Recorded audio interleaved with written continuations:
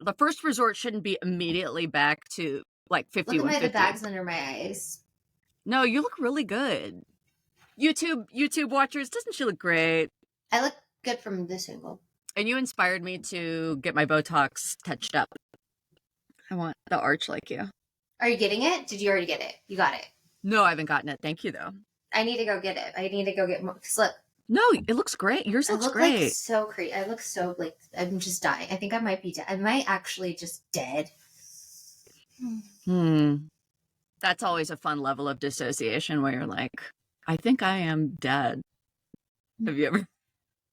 I made my boss upset. Has that ever happened to you? Am I right, ladies? I don't know. We got to do this one for I burst into tears. Okay, well, let's well, this is like the reassuring message. I might even make a TikTok about this, and this, like, I know it's been a rough week for Michele, for me, for a lot of our listeners, for so many reasons. But okay, you know how people are like, I've always found this to be reassuring. You know how people are always like, if Britney can make it through 2007, you can make it through anything. It's like a real triumph of the human spirit. Do you think that maybe we shouldn't have allowed? I mean, like, did she really make it? I think she's doing, I think she's doing like, okay. Pressured. She's doing better. Now that first of all, like we actually found out like pretty horrendous facts about like her making it through 2009 or whatever, 2007. And it was her family pumping her full of lithium and taking away like her ability to have children and keeping her in a conservatorship for 16 years. And what I'm saying is I would love that level of somebody taking care of me. Like if only somebody would love me enough to put me on lithium, make me make millions of dollars. Put an IUD inside of you.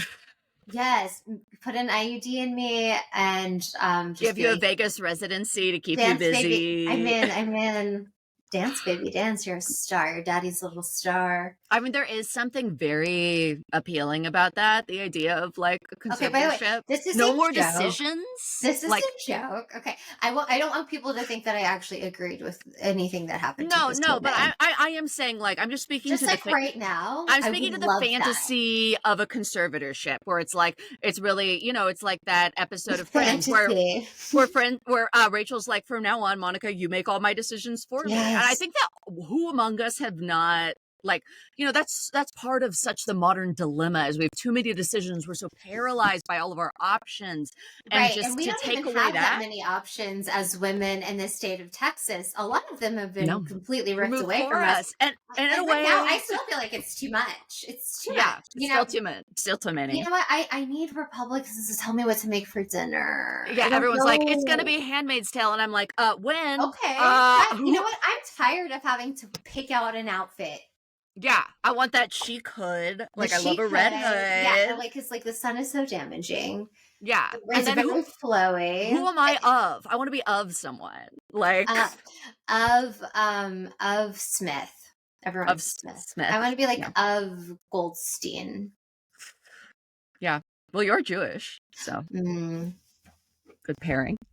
Yeah, it's been a rough road for my and mine brains. Yes, mine.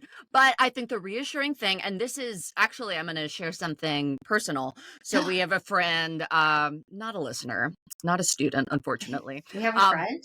But I have one other friend. And he was, she, we'll go with she, was going through a really bad breakup, a really bad relationship, and they'd lost their housing situation and they ended up relapsing. But what made them feel better is this was like 3 months ago. I showed them season 10 of Real Housewives of Orange County. And really, they still say to this day, she says it was so comforting to see how much worse off Vicki was and that she still lived to tell the tale. And I think that's something we just all need to keep in mind. I mean, look at Vicki then. Her mom died. Her boyfriend has cancer. She's doubling down. This is actually better for me. Like if Vicki Gunvalson can survive season 10 of OC, you can make it through seasonal depression. Exactly. It's and I don't want the listeners to worry about me. I don't need like anyone to do like a wellness check on me. This you can tell. Lauren can attest to.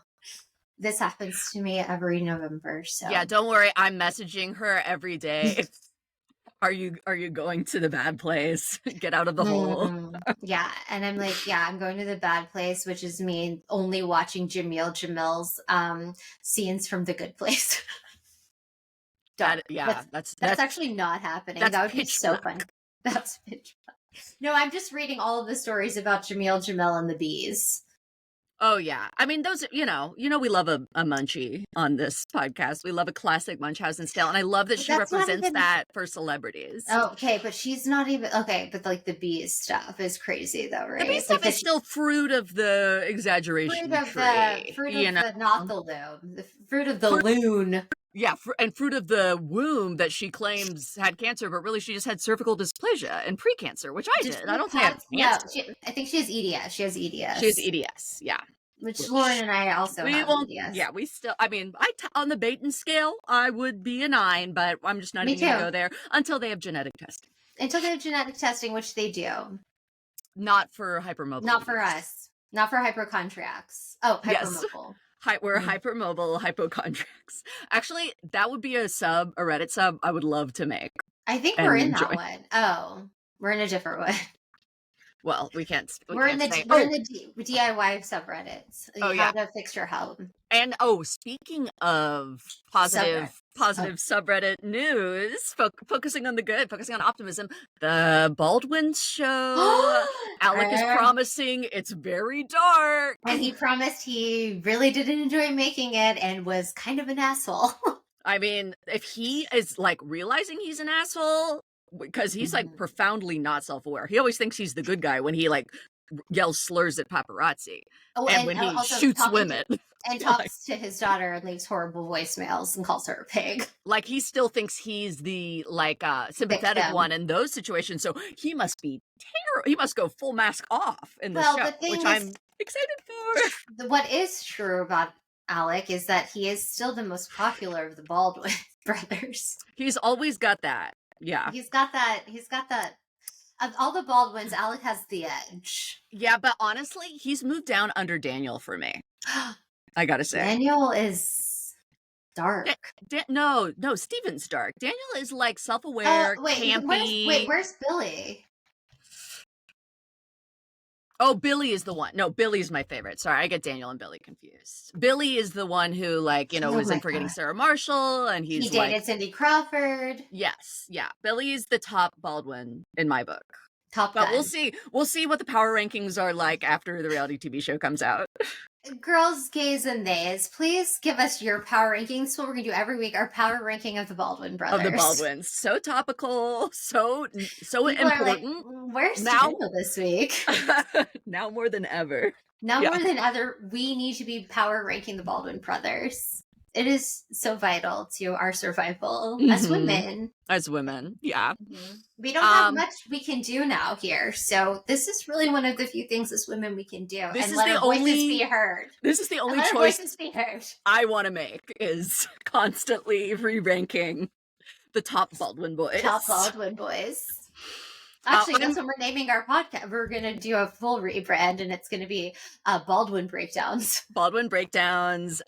We are pro-choice, and by pro-choice, I mean choosing which Baldwin you like the most every few hours of the day. And if you're wondering if it's always Stephen, it is because he is the most militant of them in terms of Christianity. Oh, yeah, in terms of like actual power rankings, like who has the most power, like probably in the White House right now? Yeah, it's Stephen. He's probably given money to the Heritage Foundation. Like, I feel pretty confident about that. And it was definitely like Justin Bieber's money because that's his son-in-law. Right. Stephen does not have his own money. Yeah. Wow. Well, let's get into wow, Baldwin, wow. Wow, Baldwin, wow. Let's get into some more Bravo news. So, are you watching Salt Lake City? Are you guys watching Salt Lake City, students? Michelle? You're not? I'm finally caught up. You're caught up. And by caught up means I was already caught up. No, I am. I only had to watch one I was an episode behind. I was texting you the whole time because it was fun because Lauren was watching OC, but I was watching Salt Lake. And then we were texting about different things. And then we switched. Mm-hmm. And that's how we communicate. Yeah. I think that the real hot topic in Salt Lake City right now. The community is divided over Bronwyn. I think people are mostly pro Bronwyn, but like us, the past 2 episodes, a attempted sense of humor has emerged that is hard to get on board with. Yeah, I'm a little bored of the brawn. I mean, no, I mean, it's like, okay, first of all, her husband hates her. I love that. I But always love he that. makes her, okay, this man has nothing but money, and he makes her Mhm. go eat in a pod outside. It's so I guess it was a billionaire behavior. restaurant. Yeah. And then he just is like, he looks like he wants to just die. Like he's Yeah. just like, I don't want to be here talking about this drama with people I don't understand. And you can tell he made so he pays for their, trip, like a lifestyle. Bravo and like a Bravo cast trip he completely funds to Palm But Springs he with like has private real plane and money stuff. because of But what he does in New York. but you can tell that he does not forbid her from doing drama and then like punishes the people for doing drama at the end. Like the rules are no The drama. rules, no drama for your mama. But that's not the real crime here with Bronwyn. No. I like all of that. All of that works in her favor for Yeah, me. no, there's nothing better for a housewife, I feel like, unless like, your husband doesn't like you. That's like a great, that's a great thing for a housewife. I like that sort of thing. Yeah. But what is a problem is that the costumes, and I'm not talking about the hot dog costume that No, she I like wore. that. Was I like like an her actual outfits. high couture. I think Mhm. it wasn't Moschino or something we can't afford.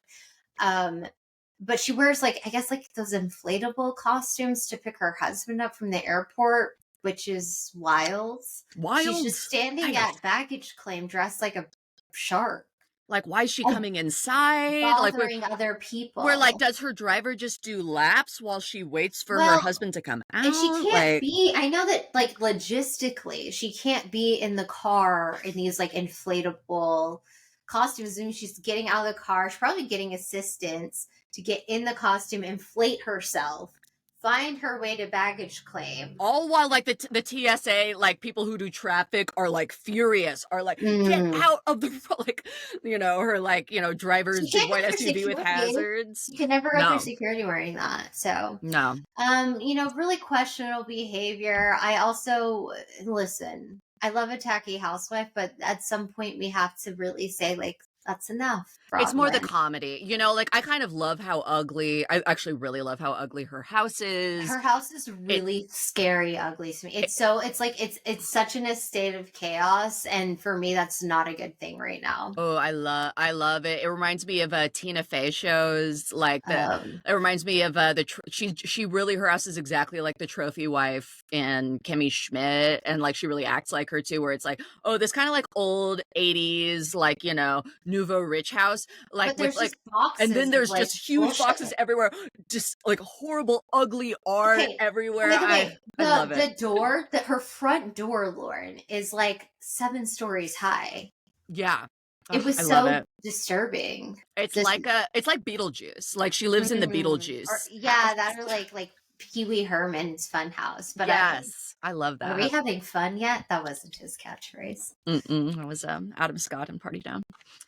Did you ever watch nope, not gonna divert. We're gonna stay on Salt Lake City. I feel like, okay, the other thing that's divisive is I feel like the downfall of Heather. And I've had some anti-Heather sentiments for a long time, mostly because of how hard she went ride or die for Jen, and it protected and insulated Jen. The black eye thing, we let that shenanigans go for too long. She really did something for us by having the Fed show up at Beauty Lab and Laser, and then since then we've just seen a decline in Heather. Also, sidebar, does she look so much like Lindsay Hubbard now? Yes, I've always said this. I've said this since she started Ozempic. But some fans say crazy. that we're just I keep thinking they look so much alike. I keep thinking it's Lindsay. But some fans say, it's crazy. And really my final straw, I was still rooting for Heather because everyone, I still liked her first season a lot. We were all rooting for you. We were all rooting for her. Even on Ultimate Girls Trip when she was flopping, I was rooting for her. But then when she really pushed for Monica to leave, I was like, no, you're producing, you're overproducing, you're too controlling. And then now I think I don't like that I was right, that her true colors are showing. And really, she wanted Monica out because she wants any newbies to be like, sucking simps. her dick. Yeah, exactly. And baby girl, you don't have a dick to suck. Mm-mm. You're not that girl. You're not that girl. But some fans are still pro Heather, and they think that people are just mad at her because she got skinny. No, that's not it. But I mean, it's been building. Girl, the filler, it's a no. Yeah. It's a flop. It's a chop. It's a stop. We're getting into Leona Helmsley territory, is my fear with Heather's face. It's hard though with like when you got your own supply, that's so addictive. She's getting high on her own supply. That's never good. Yeah, never good. I hope she's still very smart and she still is. She didn't get dumber. She just got needier, but it's like skinnier. And it's like, honestly, this was the kiss of death for Jill. Andy said he looked at her at that season 3 reunion with all those. He's like, look at you. Used to be a nice girl from Long Island. And look at you now with all those pieces in your hair. He said, look at you now. Look at you now. You used to be a nice girl from Salt Lake City, and look at you now, a good time girl with nice, Lindsay Hubbard's face. Yeah, you used to be a nice bad Mormon. Yeah, and what are you now? A nice Lindsay Hubbard housewife. A nice Lindsay Hubbard. Yeah, kind of. Yeah. You know what? Somebody get the feds and take her away. Potomac. Things are improving. I know. Well, I'm going things are better. I can now that OC is like we're finally wrapping up. Yeah. But yeah, things are trending positive in Potomac. New York, I mean, dead in the water. Like last episode, nobody's liking it. I've never seen it, but me neither. Last episode they aired during the election, and it was a series low in many ways, ratings, emotionally. What are they going to do? They're going to stick with it. I don't think so. Luann was on Watch What Happens Live, and I haven't seen Andy that revitalized in a very long time. Yeah, I mean, she was drunk, and she sounded like she's been just gargling cigarettes for years. They should just make her TikTok a TV show. Well, she was talking about, like hooking up with Hugh Grant, and she's just Jimmy Fallon was there for some reason. While she was hooking up with Hugh Grant, or at Watch What Happens Live? Happened in Paris. Andy was like, "Okay, we should stop this now," because he was like, "It's like lots of names being named." Yeah, she's like, "You know about that," and apparently they're like wingmen for each other. Her and Andy, they go out, and I think he misses the old guard. Yeah. Do you think there's a chance of them coming back? Sans Ramona. I think Sonja's in a dark place. Dorinda's in a darker place. I know, and I think maybe they need the show to bring them back. I kind of agree. Sonja, I think it really provided her stability. Dorinda too. Yeah. Yeah. And I mean, I know that what we saw of them, some might question if that's stability, but where they're at now, I think it proves that it did help. It was structure for them. Yeah. It was structured stability. And what's better than that? Yeah, nothing. I long for some. We want to have a conservatorship. Somebody pump me full of lithium. Beverly Hills. I think Kyle. I'm not even talking about that with you. Okay, well, okay. Okay, we can talk about it, but I just like how I feel. I guess my thing was like Teddy got a divorce and Kyle came out and still no one gives a shit. She did. I think so, or like kind of like danced around it more, like to a tabloid. I know. I saw her quote where she's like, "It's been interesting talking with my girls about possibly changing my sexuality," or something like so weird. And it was like, you know what? Sex with you must be so awful. Yeah. Whether you're a man or a woman, whoever is having sex with Kyle Richards, I am so sorry. She just does the splits the whole time. I'm so sorry. And then like does her ponytail around and you just try to find a way in there. And then just starts to cry. Yeah. You know what? I just realized when I'm really depressed, I'm just Kyle Richards. I'm crying. Don't say that about yourself. I'm doing the splits. I'm waving my hair around and I'm stealing homes. For my family No, you're members. better than her. You're better than her. Shades of Kim, maybe, but no. I'm shades of Kim. Like, okay, so here's the thing with Beverly Hills too. I think this is my prediction. They are long overdue for a ratings plummet, even though they've managed to hold on to like the I people don't who know tuned in how. to see Erica go down, and it never Never happened. did. We never So even saw her have to give her earrings back. no. And yeah, I think it's gonna plateau. That's my prediction. I think it's finally gonna plateau, and they'll finally have to fucking clean the house. Goodbye, Kyle. Goodbye, Kyle. The ghost of Ken Todd. Most of Ken Todd. Yeah, make it all ghosts. Make it all ghosts, and they're all just Ken Todd. Yeah. And like, juicy, apple juicy, whatever. Oh yeah, and all of their Hanky and Panky, all the ghosts of their zoo. Jiggy. Speaking of the Vanderpumps, VPR looking like season 12 is not gonna happen at this rate. Did you hear what happened with Lawless, other podcast host, and I guess her assistant or something? What happened? She died? Beheaded? Oh, beheaded. And Bravo was still to Lala, like, we're not giving you a spinoff. Listen, I guess it was like, Lala's like still main source of income is the show. BPR. Yeah. It's not on. She's not getting paid for it. So, yeah. She had to let go of her other podcast house because she couldn't afford to pay her. Damn. But I mean, it's really on her a little bit. Because, like, she's got to be making money from the podcast, right? Like, she should have diversified her real estate investments like Sheena. I hate to blame them. I know that, this is a real job, but... A real job. And also, Raquel's lawyers proposed they would drop the suit against Sandoval if he'd turn on Bravo, and he said no, and her publicist is teasing that she's going to come back, which actually...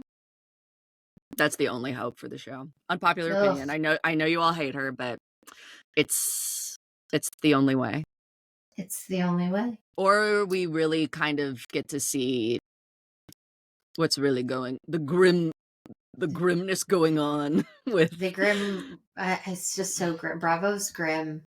Grim, yeah, like Sandoval and Victoria. Grim. That is. They moved into like a rental home. I'm not sure. It's dark. I don't even know what's happening. I can't. I literally can't. When they go live, it's honestly going to be more of a TLC thing. I think it's going to be more like addiction. Yeah, like Honey Boo Boo's mom. Yes, that's the vibes with Tom and Victoria. It's like it's some dark shit. And with Joe, but I want her back too. I want VPR to take like a Mulholland Drive type turn.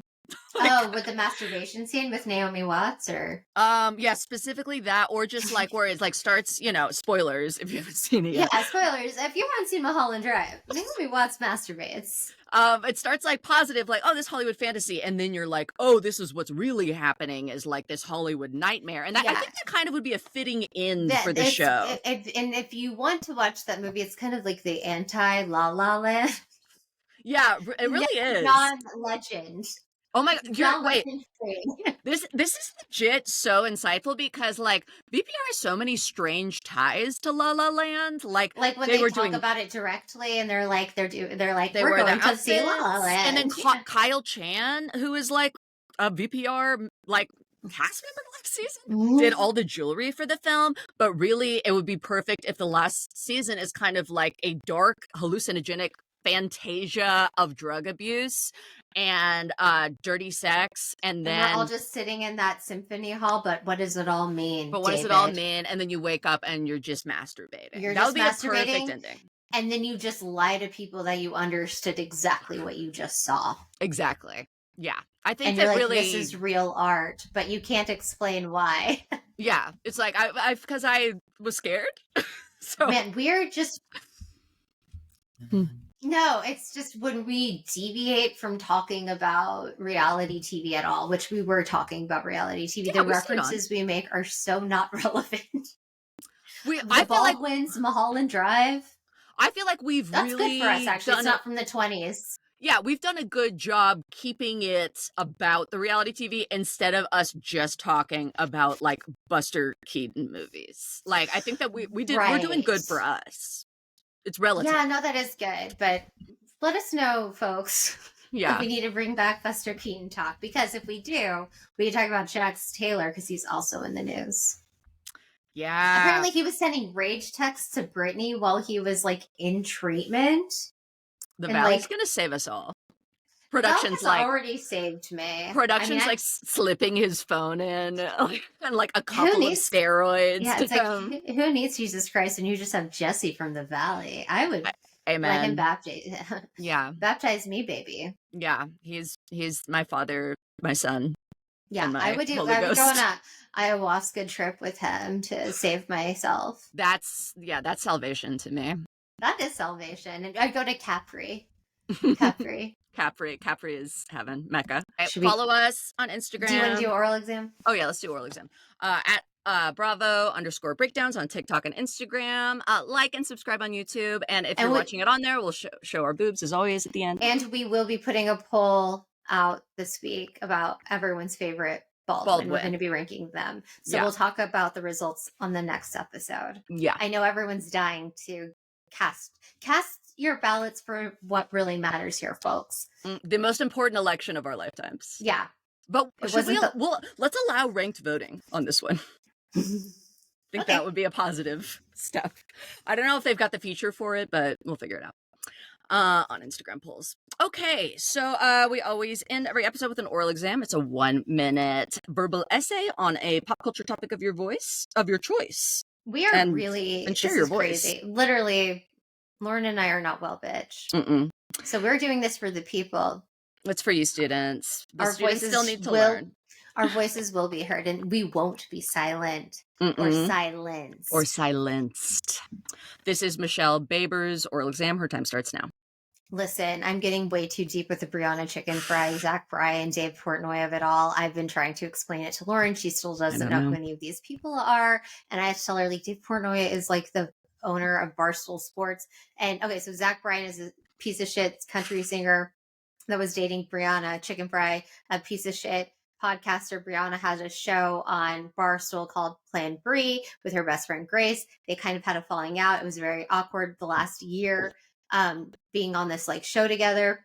Brianna did and said some pretty heinous things, and her and Grace are not really close anymore, and they've stopped doing the podcast. And we find out it was all because of the guy that the Zach Bryan guy that she was with, Brianna Chickenfry was with. And also, I guess, so he cheated on her. He abused her. She's talking about it all publicly now because the big thing, she refused to sign a $12 million NDA. So she's talking about everything with their relationship, and it's really, really dark stuff. I'm not going to talk about it. So Dave Portnoy has written and been in 2 diss track music videos about this guy, about the Zach Bryan guy.